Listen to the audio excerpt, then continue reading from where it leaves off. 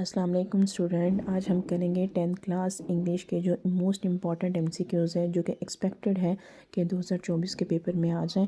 तो आज हम करेंगे इंग्लिश के मोस्ट इम्पॉर्टेंट एमसीक्यूज़। ठीक है, आपको पता है कि इंग्लिश के टोटल 19 एमसीक्यूज़ आपके पास आने हैं। ऑब्जेक्टिव पार्ट है ये। तो आज हम इसको वन बाय वन डिस्कस करेंगे और इसमें टेंसेस जो भी यूज़ होते हैं उसको भी हम स्टडी करेंगे। तो जैसे इसका पहला एमसीक्यूज़ है, after you dash I went to sleep. तो यहाँ पे पहला ऑप्शन इसका लीव है, दूसरा लेफ़्ट है, तीसरा हैड लेफ़्ट है और चौथा इसका हैव लेफ़्ट है। तो इसमें से करेक्ट ऑप्शन कौन सा होगा? ये सेंटेंसेस के पोर्शन से हैं। तो जैसे आपको नज़र आ रहा है कि पहले एमसीक्यूज़ में यहाँ पे वेंट यूज़ हुआ है, तो वेंट हमारे पास पास्ट टेंसेस में है, इसलिए यहाँ पे जो इसका करेक्ट ऑप्शन है वो हम हैड लगाएंगे। हैड लेफ़्ट मतलब इसका करेक्ट ऑप्शन यहाँ पे सी वाला है। ठीक हो गया, वेंट है तो हैड लेफ़्ट आ जाए। इसी तरीके से नेक्स्ट एमसीक्यू इसका I dash this exercise in an hours time. तो इसका यहाँ पे 4 ऑप्शन दिए गए हुए हैं, was finish, shall finish, finishing या फिर नेक्स्ट है आपके पास एम फिनिश। तो आपने यहाँ पे इसका करेक्ट ऑप्शन बताना है। तो दूसरे का करेक्ट ऑप्शन यहाँ पे है शैल फिनिश, बी वाला इसका जो था वो करेक्ट ऑप्शन है। इसी तरीके से हमारे पास जो नेक्स्ट थर्ड वाला एमसीक्यूज़ है, आई डैश द 2 बुक्स।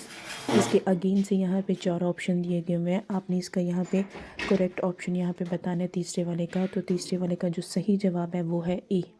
ठीक है, हैव रीड वाला। उसके बाद है ही dash the school every day. चौथा वाला एमसीक्यूज़ है। तो 4 यहाँ पे इसके ऑप्शन दिए हुए हैं। तो यहाँ पे आ जाएगा आपके पास है इसका correct option goes, he goes. ठीक है, प्रेजेंट इंडेफिनिट यहाँ पे टेंसेस है।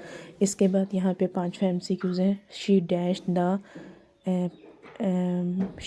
The piano since 2 o'clock। ठीक है, तो 4 यहाँ पे ऑप्शन दिए। देखिए सिंस का आ गया ना, तो सिंस आपके पास कौन सा टेंसेस होता है? प्रेजेंट परफेक्ट टेंस यहाँ पे आपके पास यूज़ होता है। ठीक है, सिंस और फॉर जो था वो प्रेजेंट परफेक्ट टेंस जो थे उसमें यूज़ होता है, परफेक्ट वगैरह में। तो जिधर भी सिंस एंड फॉर आ जाएगा वहाँ पे आपने आंखें बंद करके हैज़ बीन, हैव बीन वाला आपने यहाँ पे जो ऑप्शन है उसको टिक कर दें। तो यहाँ पे इसका करेक्ट ऑप्शन है हैज़ बीन फ्लाइंग वाला। तो 5वें का है डी यहाँ पे करेक्ट ऑप्शन। स्टूडेंट, अगर आपने मेरे चैनल को सब्सक्राइब नहीं किया तो चैनल को साथ सब्सक्राइब कर दें ताकि आने वाली जो वीडियो का नोटिफिकेशन है वो आपको बासानी सबसे पहले मिल सके। इसके बाद हमारे पास ये पहला जो इसका पार्ट था वो हो गया कंप्लीट। अब हम करेंगे इसका नेक्स्ट पार्ट जो कि करेक्ट स्पेलिंग से रिलेटेड है। इसमें आपकी इंग्लिश डिपेंड करती है कि आपकी इंग्लिश की कितनी अच्छी प्रैक्टिस है। तो आपने करेक्ट स्पेलिंग्स यहाँ से पिकअप करने होते हैं। ये portion rather than first portion की निस्बत थोड़ा सा आसान है, सिर्फ ये है कि आपकी प्रैक्टिस चाहिए, हैंड रिटन आपकी प्रैक्टिस चाहिए।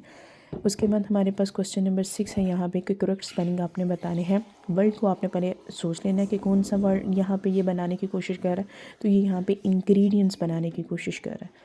तो इंग्रेडिएंट्स के जो करेक्ट स्पेलिंग है वो आपने इसमें से ढूंढनी है। तो इसका करेक्ट ऑप्शन है यहाँ पे जो हमारे पास छठा वाला है, इसका करेक्ट ऑप्शन यहाँ पे सी वाला है। इंग्रेडिएंट्स का स्पेलिंग ये सही है।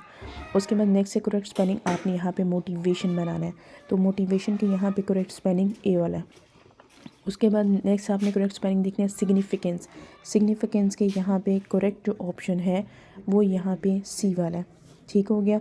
इसी तरीके से 9वां है आपके पास करेक्ट स्पेलिंग आपने देखना है रिकैप्चर के। ठीक है, तो इसका करेक्ट ऑप्शन आपके पास बी वाला है। तो ये इंग्लिश के एमसीक्यूज़ थे, आप इसको अच्छे से लर्न अप कर लेना ताकि जब 2024 में ये पेपर आए, ठीक है, तो आपको इसमें से मोस्ट ऑफ द एमसीक्यूज़ आते हों।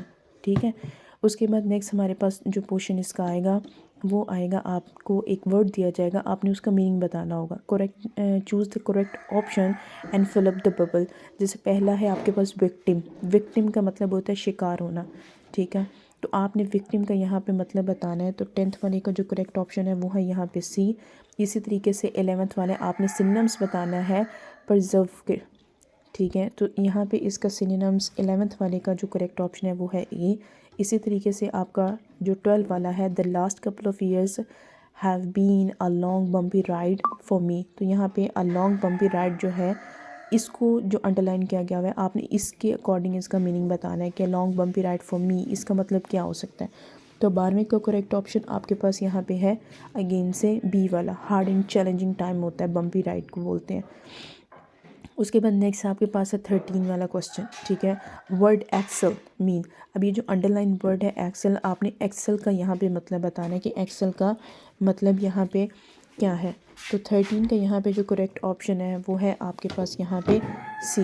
इसी तरीके से आपके पास 14 वाला है, अंडरलाइन वर्ड है वनरेबल, ठीक है। The most vulnerable will be a population in developing countries. The underline word means secure, flourishing, in danger या फिर इन्फेक्शन। तो आपने 14 वाले का यहाँ पे करेक्ट ऑप्शन इसको बताना है कि कौन सा इसका वनरेबल का मतलब होता है इन डेंजर, ठीक है, खतरे में। तो इस तरीके से आपके यहाँ पे 14 MCQs कंप्लीट हो गए। स्टूडेंट अगर आपने मेरे चैनल को सब्सक्राइब नहीं किया तो चैनल को सब्सक्राइब कर दें, साथ ही बेल आइकन को प्रेस कर दें ताकि नेक्स्ट आने वाली वीडियो का नोटिफिकेशन आपको बासानी सबसे पहले मिल सके।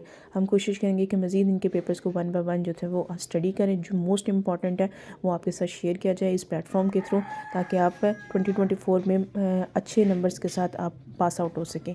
इसके बाद नेक्स्ट हमारे पास आ जाता है 15 वाले क्वेश्चन यहाँ पे। तो यहाँ पे आपने choose the correct option according to the grammar. अब ये मोस्ट इंपॉर्टेंट ये पार्ट है, स्टूडेंट इसमें ज़्यादा मिस्टेक कर देते हैं। तो ग्रामर के अकॉर्डिंग आपने इसको यहाँ पे क्या करना है, चूज़ करना है। तो पहला आपके पास यहाँ पे है कि did not you see the sign you dash drive at more than 30 miles an hour. तो यहाँ पे जो इसका 15वें का करेक्ट ऑप्शन है वो है यहाँ पे ए, मस्ट नॉट। इसी तरीके से 16वां है I am afraid I can not afford to spend too much money. The underline part of sentence is.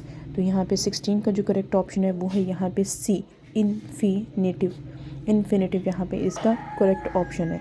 इसी तरीके से आपको जीरन, पार्टिसिपल, ठीक है, और फिनिटिव और इन्फिनेटिव आपको पता होना चाहिए। अगर आपको नहीं पता कोई बात नहीं, हम इस पे भी एक वीडियो बना लेंगे, ठीक है, ताकि स्टूडेंट को कॉन्सेप्ट क्लियर हो जाए। कॉन्सेप्ट क्लियर होने यहाँ पे बहुत इंपॉर्टेंट है ग्रामर में। कॉन्सेप्ट क्लियर हो जाए तो क्वेश्चन जिधर से मर्जी पिक किया जाए स्टूडेंट को उससे कोई प्रॉब्लम नहीं होता, तो वो इजीली इसको अटैम्प्ट कर जाते हैं। इसके बाद आपके पास 17 है।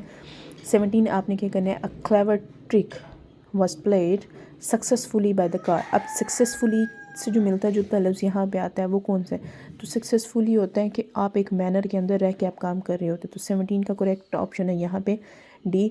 इसी तरीके से आपके पास 18 वाला MCQs है, ठीक है। 18 वाला MCQs आपके पास if he offers me a job I dash it, ठीक है। तो ये कंडीशनल टेंसेस है, ठीक है। अगर वो ऐसा करे तो फिर मैं ये करूँगा, तो ये कंडीशनल टेंसेस है। कंडीशनल सेंटेंस को भी हम इंशाल्लाह 1 बाय 1 स्टडी करेंगे। तो 18 वाला जो है इसका करेक्ट ऑप्शन है यहाँ पे ए।